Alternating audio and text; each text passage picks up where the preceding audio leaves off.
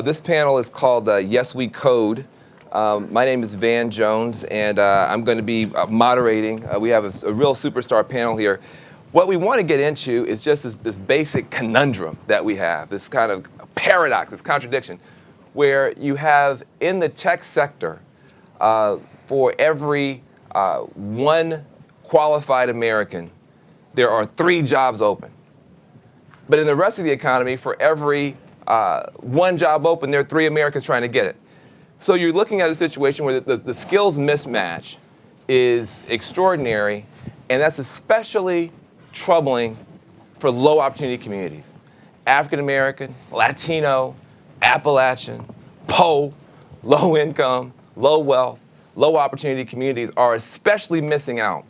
And when you have a technology industry that's basically based on genius, harvesting genius, scaling genius, and you have whole communities full of genius that are not connected, that's a problem for everybody. It's a problem for those communities because they're not able to access the opportunity. It's a problem for Silicon Valley and the tech sector because they are not able to access that genius.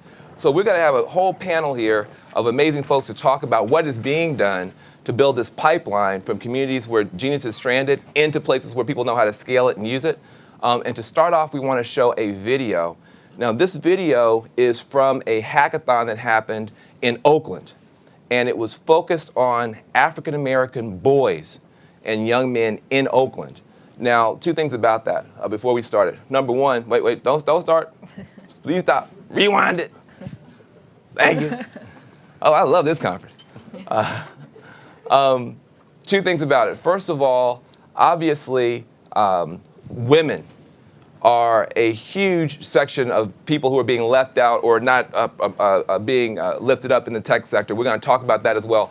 This focuses on boys in this sector, but the whole panel is not just about boys. It's about everybody, number 1. Number 2, there's a misstatement of fact in there that comes out of my mouth. I said this is the first ever hackathon for black boys. In fact, that's not true. Mitch Kapor, of course, who's been the leader in this whole thing, has actually done one before. So just edit in your mind one of the first hackathons. That said, this will give you a flavor about what we're going to talk about. Roll the tape.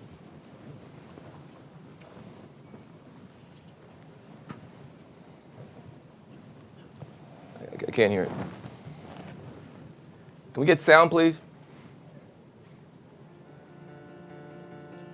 My name is Van Jones. I'm the president of Rebuild the Dream, and we have this initiative called YesWeCode. YesWeCode is an initiative to get 100,000 low-opportunity young people trained to be the best computer coders in the world. Right now, we are in Oakland, California, and we have the first hackathon that's focused on black male achievement. You got all these young brothers you expect to see on the street corner playing basketball. They're like creating the apps of tomorrow, and it's amazing. It's a healthy app, and the name of our app is Healthy Bird. It's like a game. So it's a Healthy Bird? Yes. Yes. Oh, I love it already. It's a game that teaches youth how to take care of their health and how to be fit. Ordinarily, when you're thinking about young black men, you're hearing a lot of bad news, hearing about them doing bad stuff. These kids are doing incredible stuff.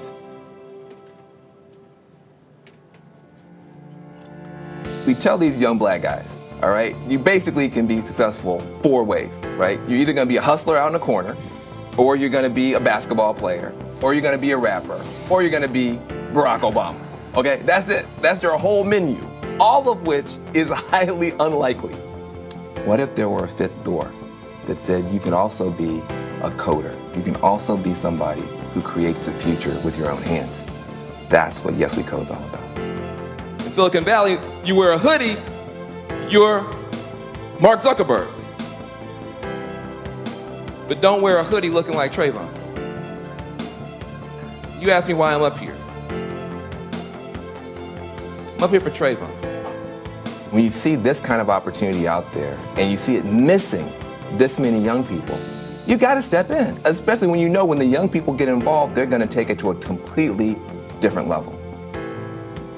If you can see a future for them where they're building, they're making, they're contributing, everybody's wanting their products, their services, their help. If you can see that, we have a shot. I saw that today. Give it up for these young people. People who we're here for. People who are trying to change themselves, trying to change this country, Genius. Absolute genius. Some of the best kids you ever gonna meet. Look at how beautiful they are. Every one of them. What are they wearing? Wearing hoodies. Don't shoot our children. Don't attack our young people. They might cure cancer. Might come up with a better game than Angry Birds. They might have some angry nerds. Anything can happen. Miracles can happen. Everybody here, you are very, very blessed because you get to witness in this space, in this moment, in this time, the birth of a new movement that is going to not just bring out the best in this next generation, it's going to bring out the best in humanity. Because when you give these young people the tools to build a future that works, it won't just work for them. It's going to work for all of us. Yes, we code.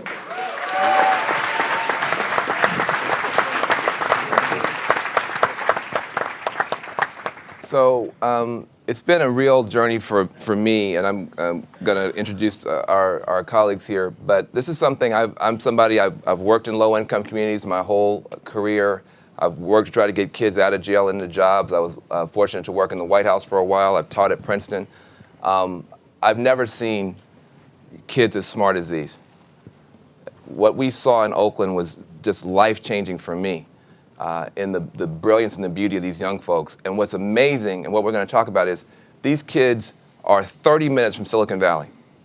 They're in East Oakland. They are literally 30 minutes from Silicon Valley. And right now, it may as well be on the other side of the moon. And that's what we're here to talk about. And so one of the great leaders in this movement, we got a bunch of them here, but one of the great leaders in this movement to begin to connect these two dots is Laura Weidman Powers, who is here.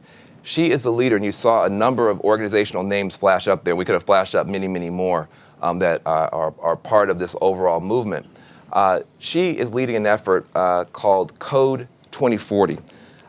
She is getting some of the brightest folks off of some of the best campuses who are people of color, who are women, and getting them plugged in. 90% of the people that she works with, 90%, get full-time job offers from Silicon Valley firms at the end of her program. There are 160 Silicon Valley firms that have expressed interest in working with her graduates, and she's got 3,000 students in the pipeline to begin to fix this problem. She is a rising star. I want you to give a big, warm round of applause for Laura Weidman Powers, Code 2040. So I'm passionate about this. Why are you passionate about this? What are you doing about it? How did you get involved? So I think it's important to kind of set a little bit of context, and Van started to do this, but I started Code 2040 because I saw two trends in this country. And the first is an economic trend. We're looking at an economy that's driven by technology. The fastest growing jobs in the US are science, tech, engineering, and math jobs, and 70% of those jobs involve computing. The second trend is a demographic trend. Code 2040 gets its name from the fact that in the year 2040, people of color will collectively be the majority in the US. 42% of the population will be Black or Latino, and today, right now, 90% of population growth comes from minority communities. So there's these two trends happening, and Code 2040 is really about looking at that intersection. The tech sector is adding all these jobs, but as Van said, we're not able to fill them. So it's projected that there'll be 1 million jobs in tech unfilled by 2020 at the rate that we're matching qualified grads with these open opportunities. And so at the same time, we look around and we see that the tech sector is only 9% Black and Latino right now. Even if you just look at the college portion of the pipeline, which is where Code 2040 focuses, 18% of computer science grads are Black or Latino. That's actually twice the number of computer science degrees that we award to Asian students every year. But looking around in San Francisco, Silicon Valley, where we're based, you would make some different assumptions. So we really see this as an opportunity. It's an opportunity for the tech sector. If the tech sector can figure out how to attract, retain, recognize diverse talent, they can fill the open jobs. It's an opportunity for Black and Latino communities. The average starting salary of a computer science grad is more than the median household income of a Black family and a Latino family combined. So there's a tremendous opportunity for even just one student getting one of these jobs to be able to start to lift their family and their community out of poverty. And it's also an opportunity for the country because it'll essentially create a new, more innovative workforce and a consumer base that has more employment and spending power. So that's kind of where Code 2040 comes out of. Well, first of all, I didn't know most of that, and I've been working on this for a year. So it's very helpful. I'm stealing all your stuff. But what do you do? Because everybody's excited about you, everybody's talking about you, and you've got these companies what do you do? Yeah. What does your program do? So our flagship program is a summer fellows program where we go across the country, we find top performing Black and Latino technical talent from top colleges and universities and also from completely overlooked universities. So we have students from schools that frankly I'd never heard of before until I started doing this work. We bring them together over the summer. We set each of these students up with internships at top tech companies, and then we do a leadership development curriculum in the evenings and weekends. It's really a career accelerator. We focus on both technical skills and professional skills. We do a ton of work on plugging them into the network. That's, I'm sure this is familiar to many people in the audience, but particularly in Silicon Valley, jobs come from referrals. If you're looking for funding because you have a venture, VCs look at the deals that their friends send to them first. So being plugged into the network is extremely important. So that's a big part of what we do. We're also essentially looking at kind of taking a step back beyond the fellows program. How do we create programs that find and cultivate this diverse talent and then connect that talent with open opportunities in the sector? So the fellows program is really step one. That's wonderful. And how long have you been doing this? We launched Code 2040 just over 2 years ago. Wow, that's good. Well, give her a round of applause. She's one of the leaders in this whole field. We also have Trabian Shorters here, who is a personal hero of mine. Often, I pointed out, he said, when you hear about African-American men, you often hear about the bad news. Trabian is a philanthropist, he's an investor. He runs something called Be Me, which he's going to tell you a little bit about. But just to give you a sense of the impact he's having, he was able to find and identify 70 African-American leaders, some of them coaches, some of them just dads, some of them with tough backgrounds, some of them who are inventors. 70 of them, and by investing in them, working with them, he was able to help 130,000 people through them just last year in 3 different cities. So Trabian, I want to ask you, you know something about the Black community and the African-American community in particular that I think most people don't know. You say you have an asset-based approach, and that's how you've been able to be successful. What is it you know about the African-American community that most of us here probably don't know? Sure. So one of my many lives was as a philanthropist with the Knight Foundation. While working there, one of the things that we do is we work in 24 different cities across the country. We look at how to make those communities more caring, prosperous. We look at how to make those communities more informed and engaged. And one of the things that we saw was typically in urban areas, people have this impression that Black males in particular are a threat in various kinds of ways. But very often that impression is informed by the very limited exposure that we get through the media, right? So very often, I don't know if any of you study psychology, but there's a guy named Daniel Kahneman, research psychologist, talks about the idea of cognitive illusions. And what that means is just basically your brain believes that what you see is all there is. So when all that you see is negative, you think that's all that there is. And we started Be Me with the recognition that Black men are actually assets in communities, and this is not hyperbole, this is not being kind, this is literal. In the United States, for instance, Laura mentioned that 18% of the graduates are Black and Latino in computer sciences. What a lot of people don't realize is between the ages of 18 and 24, 39% of Black males are either in college or have a college degree right now. So that's 2 in 5 right now. When you look at things like philanthropy or charity or military service, Black men actually lead the country in these areas. 1/4 of all adult Black men has already served the country in uniform. Another 400,000 is on active duty. And the reason I'm raising these kinds of stats is to point out that as a population in the United States, Black males serve and protect, give to charity and philanthropy at 25% higher than the national average, are obviously graduating and engaged in college. There's nearly twice as many black males in college right now as there are in prisons, not the stat that you normally hear. So when we look at the opportunities to build, the opportunities to invest, we want to do it based upon fact, right? And the fact is that in the black community, and particularly amongst black males, you have a population that is enterprising, philanthropic, willing to serve and protect, and I actually think provide great opportunity for us. And so what do you think so most of the time you don't hear this. So that means when we're making what we think are rational decisions, we're probably making irrational decisions because we just don't have all the facts. The guys that you are working with, if they were plugged in with Silicon Valley, what do you think, who cares? What difference would it make for Silicon Valley? Yeah, actually, I think it would, first of all, it's the future. There's no way, I don't think there's a way for us to continue to grow without tapping into all American potential. Right, the fact that, so for instance, the story that most of us understand about the black community obviously is biased, but it's actually biased in an old way. If you think about the boomer generation, right, that's also the civil rights generation. And a lot of the things that defined their time was about significant crises and significant challenges and how we respond to them. So for 50 years, we've heard these same types of crisis narratives.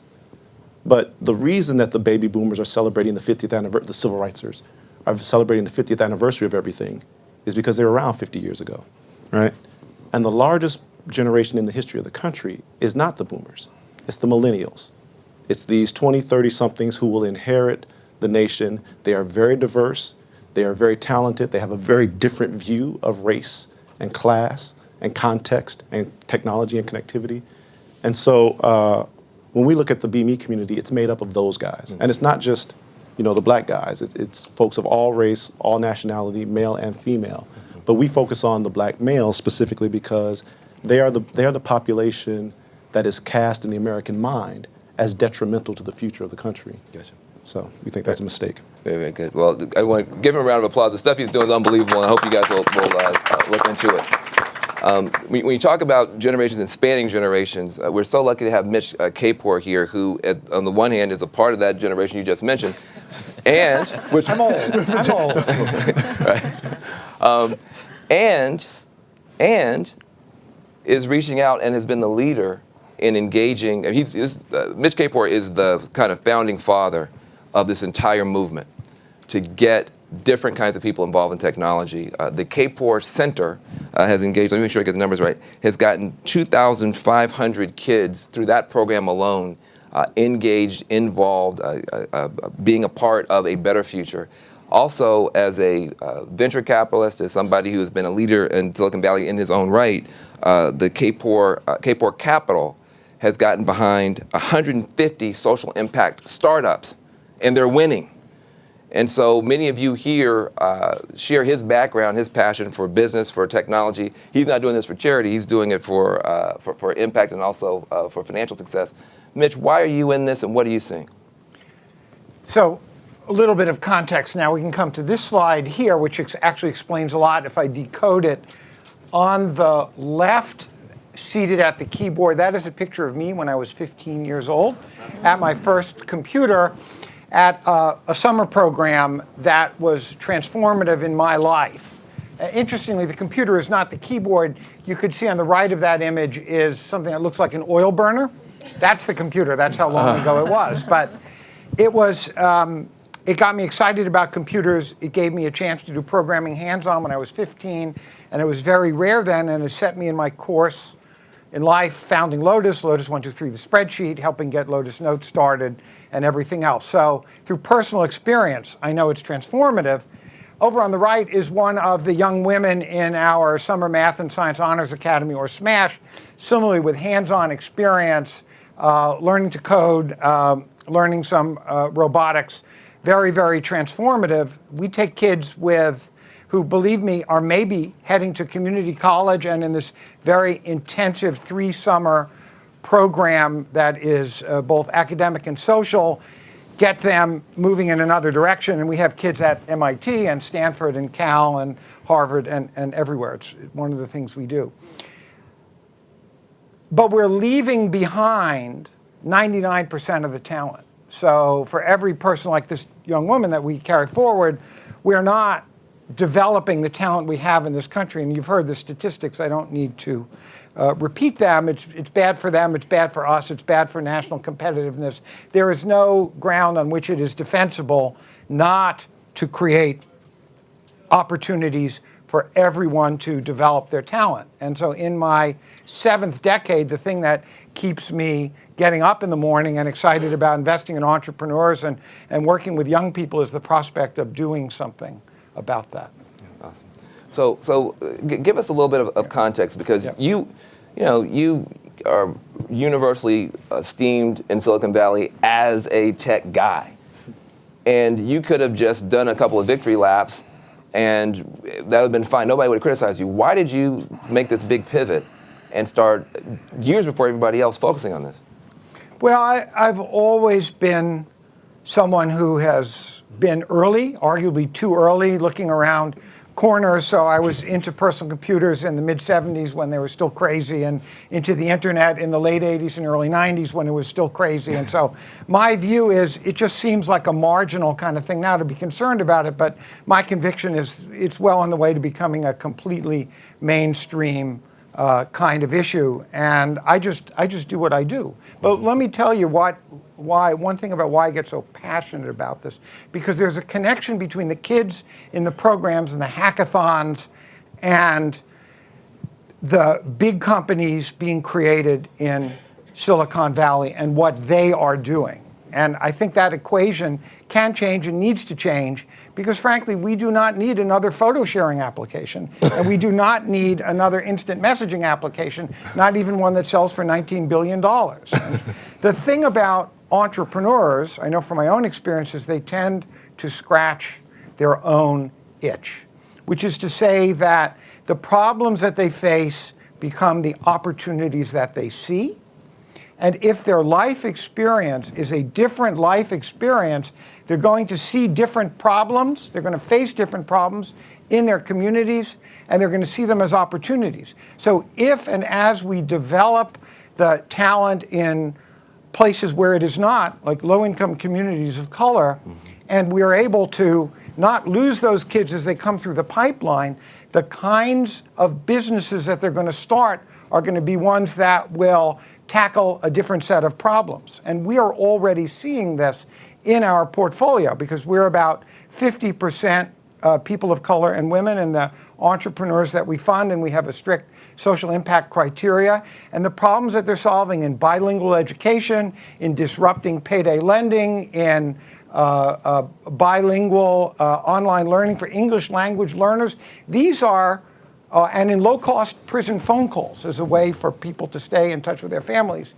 These are all and only opportunities that people who come from those backgrounds would have had the expertise and the passion to do something about. So finding those folks, backing them, supporting them, helping them grow great businesses, and helping make a difference in closing gaps in our society, that gives me all the passion I need to keep going. Yeah, well done. I love it. She just drop the mic and walk out. But then we would miss hearing from Joey Icho. And Joey Icho is at the MIT Media Lab, which of course everybody has heard of. But since Joey has come there, he has just electrified the place. He's bringing in fellows from very non-traditional backgrounds. They're taking on very non-traditional stuff. And I wanted you to give your take on the importance of this, what you're doing at MIT, and how I think you have a different angle on this whole problem. I want you to share that. Sure, and I think it's important because you opened this up talking about jobs, right? And I think that's important to focus on, and not just degrees. So I think it's important, but today we should focus on jobs. I think of education as something that people do to me, and I think of learning as something I do for myself. Mm-hmm. And I was bad at education. I dropped out of college 3 times. I ran away from kindergarten. I just was not good at having people tell me what to learn. And I was really good at generally figuring out how to learn on my own. And there's an interesting article, and I can't remember who wrote it, but it was about Google recently in the newspaper, saying that they don't find any correlation between the degree program and their grades. and how well their employees are doing in their jobs. Wait, what are you saying? So you're saying that like a straight A student doesn't do any better at Google than a college dropout? Yeah. That's basically what they're finding. And so now there's changing. Why did I study this? So, but what is interesting is that if you think about why we have degrees, it's because the people who are creating the jobs are listing jobs for people who have masters in computer science, blah, blah, blah. So the reason we have degrees, which is the reason we have tests, which is the reason the architecture of the educational system is the way it is because of the way that the jobs are created. And what you're seeing now is you see Google make an official comment that, by the way, these degree programs don't matter to us anymore, or at least they say that. They may not be true. And then you see the startups running around without that much concern for degrees. And you're going to start to see, at least in this sector, I think a shift away from focus on the degree programs and a lot more on what's this kid doing. And when you think about, for instance, so scratching little circles with a number 2 pencil, right? Are you actually going to end up on a mountain where you don't have Wikipedia on your mobile phone and you only have a number 2 pencil having to try to figure out what to do next? That does not happen. You always have your mobile phone. You always have your friends. You're always learning from your friends and not from some teacher. In the real world, you learn from your friends. It's peer learning. If you look at software and open source, it's sort of master, journeyman, apprentice. It's very social. And this is one key thing I want to throw in here, which is that the reason my theory, and my sister works in this space, but the main reason there aren't more women in coding is not necessarily because of the architecture of the institution. It's a lot of it is social, because you learn from your buddies and you want to get into it what your buddies are into. There's a very social element, and the best coders, like when I see them coding online, they've got their instant messenger open, and whenever they get stuck, they're asking their friends who then ask their friends. It's all social networking, right? So you've got to get this critical mass going, and it's a social movement as much as it's an educational movement. And education reform is crazy anyway, right? So I think what's important to think about is the role of peer learning, the social element, and the fact that what you're trying to do is give people passion, give people the social framework, teach people how to learn. Because most of coding is sitting there online looking for your friends, Googling the answer, and trying to get unstuck, right? And that's a lot less about memorizing stuff and a lot more about how to ask questions. So at the Media Lab, what we do is we say we do learning through construction rather than learning through instruction. We've eliminated almost all of our lectures, and it's about how do you get students so passionate about trying to do something that they'll learn what they need to learn on the way. And when I admit the first year PhDs, I always tell them now, if at the end of this program I went psych and took away your degree, I want you to look back and say, I'm still glad I was here. If the reason you're here is to get out, then just get out of here, right? And so many programs are about getting out. Right. I want to pass, right? But I think the hackathons, and I was like looking at the videos, it feels like that's the energy that you have. But I'm just sort of throwing a flag out there from an institution that's known for the value of its degrees, that the degrees really aren't the point, and the jobs and the community that you're creating, I think, is essential. And it sounds like we're on the right track. Really, really, really good. Well, I think that's really, really provocative stuff. Some of us are trying to get people into the schools. People in the schools saying, you know what, you might actually, if you're coming here just for the degree, you may be wasting your time. I wanted to bring Chris into this conversation. Chris Tucker, obviously a global icon in terms of his comedic acting skills, but people don't really know your heart. The Chris Tucker Foundation has been key in clean water in Africa. It's been key in education for kids who don't have it. And this is a passionate guy. He's a funny guy. He's got more energy than any 12 people that I know. But I want to ask you a tough question. This is a huge opportunity for kids that you care about. Probably most kids you care about don't even know this is an opportunity, right? First of all, why do you care so much? What do you see when you hear all this stuff? And what can people at your level of visibility do to get more kids seeking the opportunity? We can get Silicon Valley seeking the kids, but then we also have to get the kids seeking the opportunity. So just talk a little bit about your passion for young people, why you're so passionate about it, and what you think people at your level of visibility could do to help bring this movement together. Well, I think the most valuable thing on earth is people. Yeah. All people, old, young. And like he said, everybody learns different. I had trouble in the second grade too, and I didn't go to college, but I had found something I got passion in. It was, making people laugh or and arts and stuff. I learned a different type of way. And and I know the value of opportunities, because every step in my career, it was an opportunity. I graduated from high school, a comedy club opened up in Atlanta, Georgia, a real comedy club. Before that, I was working, I was doing bars or whatever, talent shows. I started a talent show in high school, but then as soon as I graduated, a comedy club opened up, and that was an opportunity. And it was opened up by a entrepreneur, black entrepreneur. If he wouldn't have, it was Comedy Act Theater. It started out here, started a lot of great comedians like Martin Lawrence, Robin Harris, great comedians like that. But he opened up one in Atlanta, and if he wouldn't have opened that up, I probably wouldn't have had that opportunity. And then from there on, it went to Russell Simmons from Def Jam. He started Def Jam Comedy. And then I was one of the comedians who was picked on there. And then I got a lot of notoriety from HBO. And from there, I got an agent. I got House Party 3. And then I got Fridays. And then I got, eventually, every step it was an opportunity that somebody else opened and somebody fought for it, somebody's idea. And, then I got the rush hours. And then, so on and so on.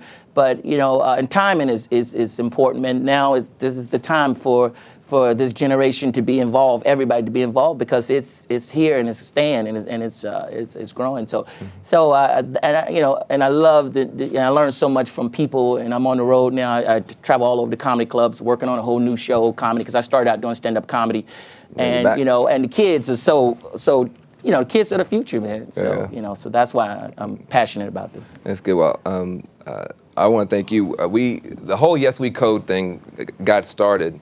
I had a conversation with the rock star Prince. He was concerned about the lack of opportunity. Then I ran into this guy and Dr. King's family. And this has been an amazing experience. It turns out, and I'm going to bring Laura back into this. It turns out that most of the time, when you look at workforce development problems, if you're a political guy like me, I got a chance to work at the White House level, this is a workforce development problem. It's a job training problem. And most of the time, when you have a sector this big, this powerful, moving this fast, there is a workforce development strategy for it. There are introductory programs that feed into job training programs that feed into employers. It's this very 1, 2, 3 process. The reality is right now, in the United States, believe it or not, there is no workforce development strategy. There is no job training program. We talk about STEM. That's not the same as getting people plugged in. Look, again, some kid in Oakland who's bright in some failing public school, how does that kid get from where he or she is sitting in that desk to a job at Facebook, to a job at Google? If you can't answer that question, if you can't answer that question, how is she going to answer that question? How is he going to answer that question? And so the quest has been to get some of the people who are doing some of the great work that Laura's doing. And there are many, many groups. I want to shout out a couple of them. There is the Hidden Genius Project. There's Black Girls Code. There's Code 2040. There's Hack the Hood. Amy, throw out some more names just for us. Hidden Genius Project. Level Playing Field Institute, obviously the grandfather of them all, with Smash. These programs actually exist out there in the community, and people who have been visionary before this became a hot issue built these models and are scaling these models. They need support, and they need coordination. YesWeCode is trying to give some undergirding support and coordination. There are also, and I want you guys to know this as well, this blew my mind. There are these things called boot camps, which I had never heard of before. In the past, some heads are nodding, some heads are nodding. If the person next to you doesn't know, you're gonna know before you leave. This is extraordinary. In the past 3 years, 192 boot camps have popped up. This makes your point, Joey. These things, if you have 12 weeks and no kids or somebody watch your kids, number one, $12,000 and basic math literacy. I'm not saying you got a degree from MIT, to your point. Basic math literacy, $12,000 and 12 weeks with somebody to watch your kids or no kids at all, you can go from zero income to $80,000 a year in 12 weeks. Now, for some people here, $80,000 a year is not a big deal. Most of America, that's a big deal. And the reality is that when you're talking about basic math literacy, a lot of people have that. To your point, Travian, a lot of people have basic math literacy. They've never touched a computer. Now, what's the problem? If you have these great introductory programs and you have these boot camps, why don't you see a flood of people going from these communities into Silicon Valley? 2 reasons. The programs are little and they're just getting started. They're not well coordinated yet and they're not well funded. They're not visible even to folks in this room. We can fix that. Got celebrities that can shine a spotlight on what people like you are doing. That's a fixable problem. We could put together a big scholarship fund to get more kids into your programs. That's a fundable problem. He knows how to do that better than anybody else. The boot camps. The problem with the boot camps is this. They're designed for people who are basically 24-year-old, mostly white guys that can live off of Diet Coke and pizza. Right? If you can do that, you can get through these boot camps, you're going to be very, very well. We have not yet designed boot camps for that single mom. We've not yet designed the boot camps for the kid that's got to take 3 buses to get there. But that is a fixable problem. And the last stop on the train are the employers. We got somebody here who's been able to identify 160 employers that are willing, but we've got to put this thing together. So what YesWeCode is doing with support of people like Chris and Prince and working directly now with Facebook, the Ford Foundation's helping us, we're trying to get this pipeline aligned so that all of these things can work together. And that's, to me, the most important thing that can happen. Now, I wanted to give you a chance. You went first. It's always hard to go first. I'm sure you got 1,000 thoughts in your mind. What are the 3 things you want to say before we open this thing up? So, I think the point you're making about workforce development is actually something that we think about a lot. Yep. The dominant narrative about this problem is that it's a STEM education problem, and Code 2040 is often lumped in that group, but we actually think of ourselves as workforce development because it really is about that learning to earning transition. And I think there are 3 key segments that we need to think about. 1 is how we find and cultivate the students. 2 is how we build those bridges and kind of complete the pipeline. And 3 is how we work with employers. And, Joey was mentioning it was an interview with Laszlo Bach, who's the head of people operations at Google, who said there's no correlation. But what he didn't do was say what they're going to use instead. And this is the thing that we find. I spend a lot of my time meeting with tech companies, gave a talk at Twitter recently, and afterwards people came up to me and said, okay, now what do? We don't know how to find and identify this talent. And so one of the things that we're working on is actually helping companies think about the hiring criteria that they're using. In a lot of cases, we're talking about the value or lack thereof of a college degree. For a lot of these companies, the college degree is a proxy. They don't have the time or bandwidth to actually dive deep and figure out what, Google has thousands upon thousands of people sending in resumes every year. So they need to use something as the first cut. And often that's a college degree. And so, they know that if you've been to MIT, that you know how to learn. And that's what they're really looking for. So part of what we are trying to do is help companies understand what are other proxies that they can use so they can recognize that there are people who know how to learn from all sorts of backgrounds and communities. And that an MIT degree or a Stanford degree is only one way to identify that. So it's really, I think the point that I want to drive home is that there are actually really 3 buckets. There's working with the students, there's building the bridges, and there's working with the companies. And all 3 of those require some kind of tweaking and fixing in tandem. That's really good, really good. Well, look, I want to open it up to see if there are any questions or comments from the floor. Yes, sir. I'm sorry. Can you actually use the mic? What languages are you teaching in your courses? So we actually are language agnostic. We have students that code in all different languages. And the interesting thing that we see with the companies is that sometimes they care and other times they will teach a student a new language over the summer. So they care more that you know some language so that they know you can learn another language. Very good.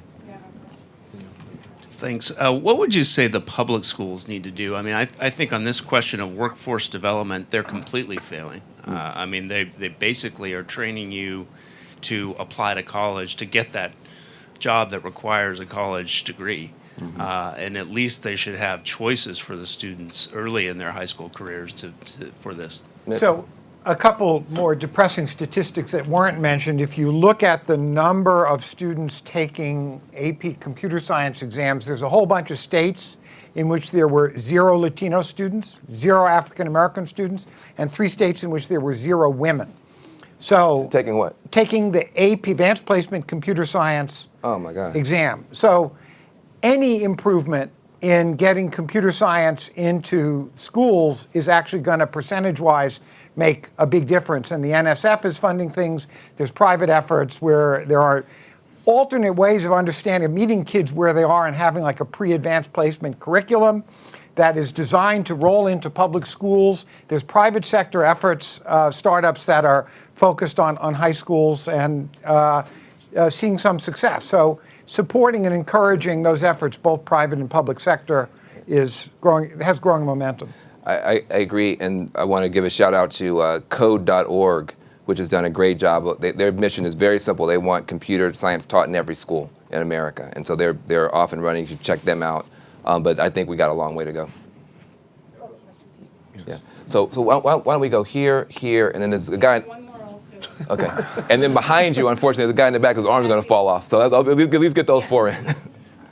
Thank you. It's a great panel. I have sort of a double-barreled question. One is on scope, and the other is on scale. So the scope or the scale question is that a lot of us in this room, I'm sure, have been to meetings like this before, sessions like this before. There was a session on Saturday about STEM that UCLA had. The White House had something on STEM.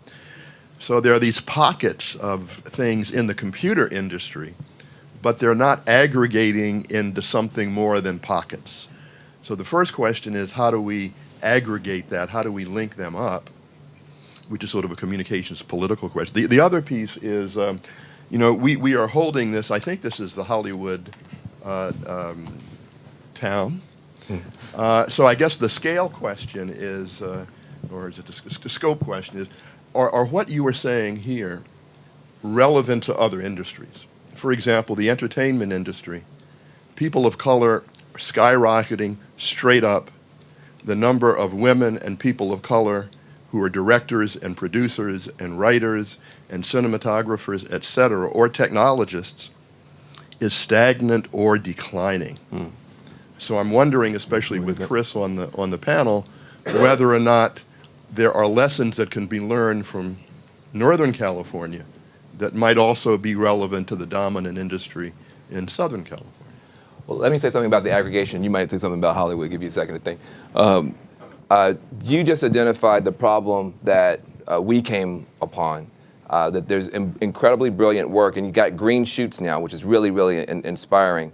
Amy Henderson, who works with us at YesWeCode, was a part of a mapping effort, building on some of Mitch's great work to find out what was going on. So we went to New York City, we went to Chicago, we did a big thing in the Bay Area, we're in contact with people, and what you're saying is exactly right. There are all these efforts.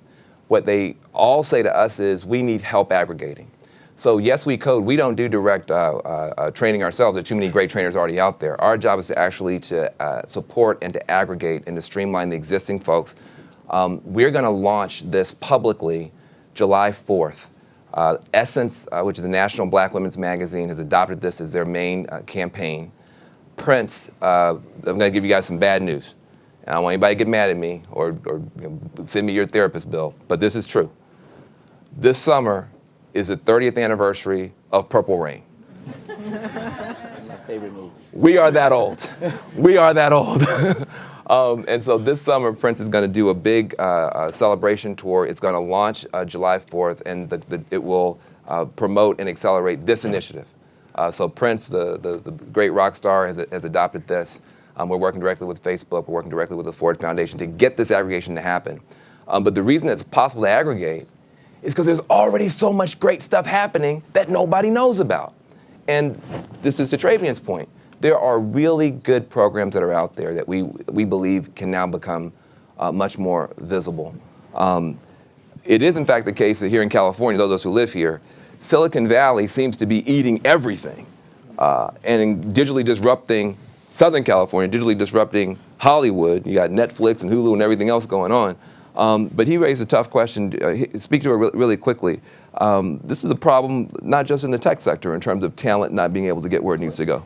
Yeah, I mean, it's a lot of young African Americans. I mean, Van was talking about this. They know what they see. They want to be athlete or a rapper or something. But there is very few, and like I was saying, timing. When I came around, it was just perfect timing. Thank God, that I got through the door. But it's not a lot of it's just it's very few that get through to be able to get roles and parts and movies. It's a whole bunch of things that have to come together. So this is a whole nother opportunity that you could be successful and have a career and be rich and live a good life. And because sometimes I want to get rid of the fame and just have the money. Sometimes I said people want you to take pictures all the time. So kids, just give kids another opportunity to live great and to give opportunities to their families and not just focus on being an athlete or a rapper or something else like that. That's good. Hey, before we get to the next question, you hurt my feelings, Chris. And I'm gonna tell you why. When you listed out all your great movies, you didn't include The Fifth Element. Oh man, that's my favorite role. I'm just saying, I think that's can we get a round of applause for The Fifth Element? All of geeks and nerds. That's like the film, man. I had some fun too. I had some fun doing that movie. Yeah. Anyway. Thank you. All right, good. Oh. Hello, good afternoon. My question stems from something that you mentioned, Van, about finding out ways to identify or at least alert the kids to these opportunities in the tech sector. And so my question is, what programs are there currently that reach out to the kids, say 5 years and up in primary school that have interest, are interested in computers, interested in math, so that we can start to inform them and expose them early while they're at that stage of their life where they're limitless as far as what they can do and impressionable. And as they're forming their opinions about being the sports stars or other things, they can also start forming their opinions about participating in the tech sector. That's good. It's a great question. Not enough is going on, but stuff is beginning to happen. Everybody knows that Will.i.am has been on this for a couple of years now. He's been trying to make it more cool and more popular. No, Pamela, you can't escape. You're gonna have to ask the question, Pamela. Hello. Is it all right? Can we hear from you? Are you letting it go? Okay, good. I'll finish. So first of all, Will.i.am has been leaning forward, trying to make this interesting. Part of the thing that I think we overlook and forget is that if you see African American kids on the basketball court from 9 a.m. to 9 p.m., why are they there? They love it, but they think there may be a financial payoff there. If you see African American and Latino kids working on their hip hop flow for hours and hours, they may like it a lot, but they also think there's a financial payoff there. They don't know there's a financial payoff here. And part of what we have to do is just make sure that they know if you put that much effort into other things, now some of those kids are artistic and there's different, left, right brain, whatever. But part of it is just to actually get it on the radar screen. And so part of what we've been talking to a lot of celebrities about, Lauryn Hill, Chris, Prince, Rosario Dawson, and others, is once this thing launches July 4th, is doing a whole Live Aid, We Are the World kind of effort to get this on the radar screen. But we don't want to do that before the pipeline is actually ready. Jump in. Honestly, the best thing that could happen is if there were a black or Latino Mark Zuckerberg or Marsha Zuckerberg.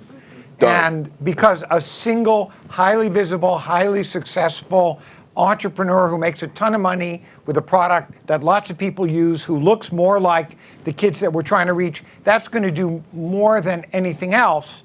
And so finding talent, investing in talent, working with it, getting more investors to do that, making the Silicon Valley system really be inclusive. I think if you take like a 5 or 10 year view, that's probably going to be the most successful thing because somebody's going to pop out. Love it. True. Yeah. So picking up on that, people do what they see other people doing. So the stat that you dropped about entertainers and sports stars, in the black community, of the folks who are like millionaires, right?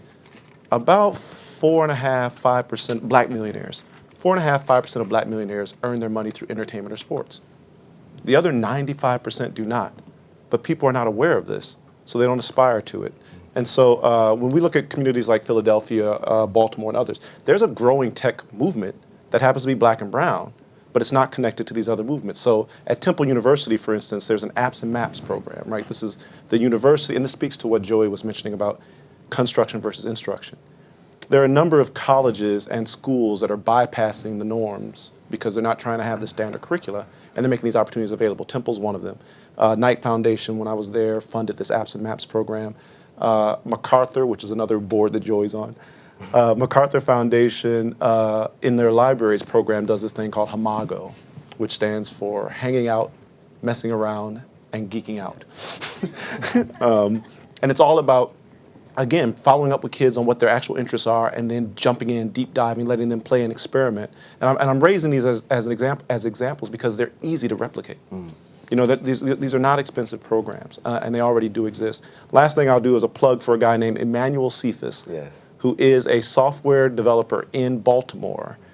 He's one of the BME guys, but he's invented this software that helps to teach math and science by moving around, right? It works with kinetic software, and it helps kids who are the ones who don't like to sit through lectures. It helps them to get engaged and actually learn concepts. You know, genius stuff, but black guy in Baltimore. Really, really good. Okay, there you go. Finally, first hand up, so you finally get in. Is this working? Yeah, great. Mitch, specifically for you, very quick question. When you mentioned interrupter companies that your group is invested in, you specifically mentioned a disruptor to the payday loan industry. Tell us more about that, or what is the biggest threat, or what is the biggest disruptor to the payday loan industry other than legislation? Because you made it sound like maybe there's a company out there that is the anti-payday loan. I don't know, but please tell us. Well, payday lending is a racket. There hasn't been much competition in it. It's not technically very advanced. From a Silicon Valley kind of perspective, it is just ripe for disruption because you could come in and offer people a better solution. And the company I'm talking about, well, I shouldn't plug them. So why not? Specifically, it's called, Lend Up. Thank you, Van. Yeah. And the whole idea there, Lend Up, the whole idea there is to graduate people, get them out of the lending trap where they just are, keep rolling over loans by doing progressively each time. You can't get a second loan if you don't repay the first one. The second one is at a low rate of interest. If you complete the education program, it's still lower. They report what you're doing back to FICO, so you rebuild your credit score. The point is, there's a whole bunch of tactics. The point of the thing is not to keep people trapped forever paying ridiculous amounts of money. It's to help people rejoin the credit mainstream. And it turns out because it's such an extortionate field right now, it is possible to offer significantly lower interest rates and make a lot of money. I mean, it's just that nobody had done it before. Nobody had came in and said, I don't care that this is the way it works. For instance, it turns out payday lending today, and I didn't know this going in, it doesn't matter how, as long as you're in the system, you always pay the same interest rate. You get no credit for repaying, which is just crazy. I mean, the whole point of that is to take advantage of people. So long and short, coming in with a different mindset about, is there a way to help people through doing a business? This is an area, where there is one, and Google Ventures has put a lot of money into this company, and there are others coming in behind it, recognizing that this is just an underserved market. And so it's been a pocket of capitalism that just hasn't worked very well. And I hope nobody here is a big principal in payday lending, but I stand by stand by my words. Very good. Let me pile onto that. I think you have a hand right up here. But let me just pile onto that. I've said this several times, and it may surprise people, but I feel like I just have to be honest. When we did this hackathon in Oakland, Chris was going to try to get there. He wasn't able to come. It would have been incredible to have him there. He actually called in to one of the meetings that we did just to inspire people and help people. So Chris has been a big force behind the scenes helping this whole thing happen. I did not realize how racist I am against African Americans and against black boys until I went to this hackathon. I'm just gonna be very honest. I went there, we had people there from Google and other fancy places. We had 70 young black boys from Oakland. And the first thought that went through my mind, I hope it's not a fight. Now, George W. Bush calls that the soft bigotry of low expectations. That's me. I went in there. My big hope was that we just get through the day without any major conflicts among the boys. And these kids were unbelievable. They were extraordinary. They were, I'm ashamed that I went in there with the attitude that I had, and I thought I was going in there with a good attitude because at least I showed up. The stuff they came up with, now I'm just building on, and he's known this for 10 years, and that's why he's ahead of everybody as usual. And that's why Joey's doing stuff he's doing, bringing people he's bringing to MIT. The stuff that these folks came up with was heartbreaking, but it was also brilliant. One of the apps was they wanted for their smartphones to be able to vibrate when it was time for them to show up for their court date. Now it's heartbreaking because I mean these are kids doing the same stuff that kids in suburbs do, smoking marijuana, whatever stuff I'm against. But they don't get arrested in the suburbs. They get arrested in East Oakland though. But that's not the problem. The problem doesn't happen when you get arrested. The problem is they give you a piece of paper that says, in 3.5 weeks at 3:15 in this building on this floor, you got to show up to talk to the judge. Well, it's not a 15-year-old kid in the world is going to be in this age is going to be able to keep that straight. So then they miss a court date. Now they're in trouble. And so the kids came up with this app to help them to get out of trouble. Listen, I mean, I could tell you 1,000 more things, but there are whole markets of opportunity and activity that because you don't have the people who are having the problem, having the training, having the tools, having the technology to fix those problems, we're missing out. We probably are literally 5% of what technology could do to make the country better. So I just wanted to just underscore what Nitch is saying. I saw this hackathon, it changed my life. I encourage people, all of us have got to come out of our foxholes and make this thing happen. Your turn. Last question. Okay. Hi. First of all, thank you for being here. I'm very much invested in everything that you guys are doing because I would fit in that category of single mom and self-taught. I code, and I did all the hackathons, and I've been winning hackathons. And my kids, actually, I started getting them into it. My daughter has a better resume than me because she won a hackathon beating like 24-year-old white males. And she won $20,000 from AT&T and was on LA Times and blah, blah, blah. Anyways, my question is, after working with a lot of younger kids or in their 20s, a lot of them are self-taught as well. They've been learning like how my kids are, in high school, they already knew how to code and very well. But now they're going into these colleges where they're being forced to take these classes that they already know how to do. Mm-hmm. And I feel like this is something that my kids will probably have to, figure out once they get there. And they're bored of it and they don't want to be there. So I see a lot of them just dropping out because they're like, it's so boring. I know how to do all this stuff already. My question is, are there any tools right now, do you know of, where they can test them for that so they don't need to take those classes but still have the degree to say that they can do what they do?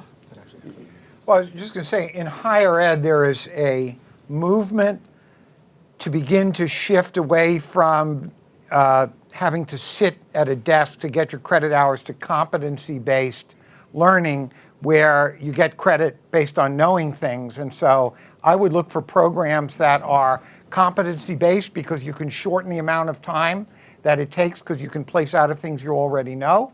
And there are a growing number of institutions, both terrestrial and online, that offer that. So check it out. And I just add that last comments. Yeah, and I don't know that we've announced this, so but it exists, which is there's a thing called the Connected Learning Alliance, which comes out of the hanging out, messing around, geeking out, which is to connect informal learning back into formal learning, and part of it is getting credit for stuff that you've learned on your own, but part of it is also to kind of connect those things together. So for those kids who are going to learn through programming at home or for video games, you're encouraging that behavior and tying it into the formal curriculum. It's a whole network of institutions that are getting together. It's not mainstream yet, but it's a big movement. Very good. We are almost at time. Does anybody? I've got one thing to say before everybody goes. Does anybody want to add a last comment, Laura? I would just say that I think something we've seen with our students, is that you don't need to wait. This isn't about kind of reaching back to kindergarten or waiting until there's kind of a cadre of celebrities who will champion this. Our students are really inspired by just building community amongst one another and having near-peer mentors. So I think that's something that we can all work on right now, whether or not you are a person of color or we have mentors in our program from all sorts of backgrounds, but just helping students be aware that these opportunities exist is really the first step to solving the problem. Travian? Yeah, just only listening to all these comments, it's clear that there are tons of resources, tons of assets, and our real challenge is connectivity, right? This panel is a very diverse, connected, interesting panel. The folks out there in the audience, I'm sure have connections and resources that you might not think about. And so I'm raising this to say, we can tap into each other. We can tap into YesWeCode. The BME community is connected to Joey, connected to Mitch, connected. So I guess I'm just trying to underscore that it is just a matter of really wanting to make these connections, and we can change this thing relatively quickly. Very good. Well, I want to thank the panel and thank all of you. There was a question that was raised, there were two questions that were raised that essentially were about scope and scale. How do we aggregate? How do we get the assets that we have to get the results that we want? That is 100% of my daily now, except for when I'm on CNN arguing with Newt Gingrich about stuff. That's my other job. But when I'm not on CNN, my daily passion and focus is trying to figure out how do we scope and scale this? How do we aggregate the resources? Anybody who is interested in helping to figure that out, please reach out to me. My name is Van Jones. I'm at rebuildthedream.com. That's my name. That's my email, vanjones@rebuildthedream.com. YesWeCode is launching July 4th.